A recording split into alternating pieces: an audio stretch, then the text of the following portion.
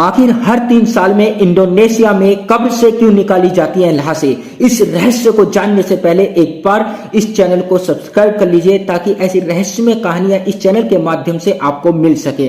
तो प्यारे साथियों, वीडियो की शुरुआत करते हैं। जैसा कि आप सभी को पता है, दुनिया के अलग अलग इलाकों में कई तरह के लोग कई तरह के रीति रिवाज को मानते हैं और अजीबोगरीब तरीके से उत्सव मनाते हैं। लेकिन आज हम आपको एक ऐसे त्योहार के बारे में बताएंगे जो लाशों के साथ मनाया जाता है। जी हाँ, इस त्योहार के बारे में जानकर आपको थोड़ा अजीब जरूर लगेगा, लेकिन यह बात बिल्कुल सही है। इंडोनेशिया की एक खास जनजाति इस त्योहार को मनाती है जिसे मान नेने फेस्टिवल के तौर पर जाना जाता है। मान नेने फेस्टिवल की शुरुआत आज से लगभग 100 साल पहले हुई थी। इसे मनाने के पीछे बरपू गांव के लोग एक बहुत ही रोमांचक कहानी सुनाते हैं। लोगों के मुताबिक 100 साल पहले गांव में टोराजन जनजाति का एक शिकारी जंगल में शिकार के लिए गया था।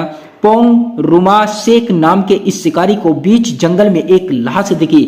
सड़ी गली लाश को देखकर रुमा शेख रुक गया। उसने लाश को अपने कपड़े पहनाकर अंतिम संस्कार किया। इस घटना के बाद से ही रुमा शेख की जिंदगी में बदलाव आई और उसकी बदहाली भी खत्म हो गई।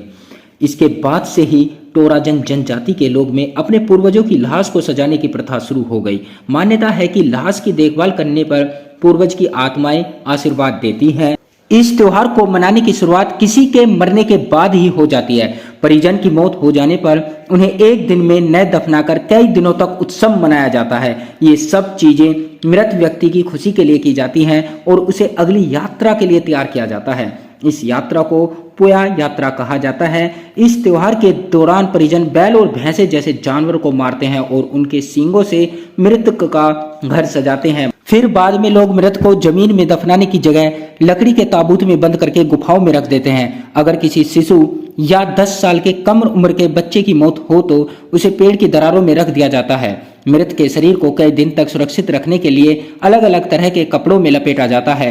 मृतक को कपड़े ही नहीं बल्कि फैशनेबल चीजें भी पहनाई जाती हैं। सजाने धजाने के बाद लोग मृतक को लकड़ी के ताबूत में बंद कर पहाड़ी गुफा में रख देते हैं। साथ में लकड़ी का एक पुतला उसकी रक्षा करने के लिए रखा जाता है जिसे ताऊ ताऊ कहते हैं। ऐसा माना जाता है कि ताबूत के अंदर रखा शरीर में मरा नहीं है बल्कि बीमार है, इसलिए हर 3 साल पर लाशों को फिर से बाहर निकाला जाता है और उसे दोबारा नए कपड़े पहनाकर तैयार किया जाता है। इतना ही नहीं, लोग लाशों के साथ बैठकर खाना भी खाते हैं।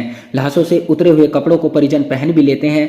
कई सालों के बाद जब लाश हड्डियों में बदलने लगती है तो उसे जमीन में दफना दिया जाता है। उम्मीद करता हूँ मेरे द्वारा जो इस चैनल के माध्यम से कहानी बताई गई है आपको पसंद आई होगी।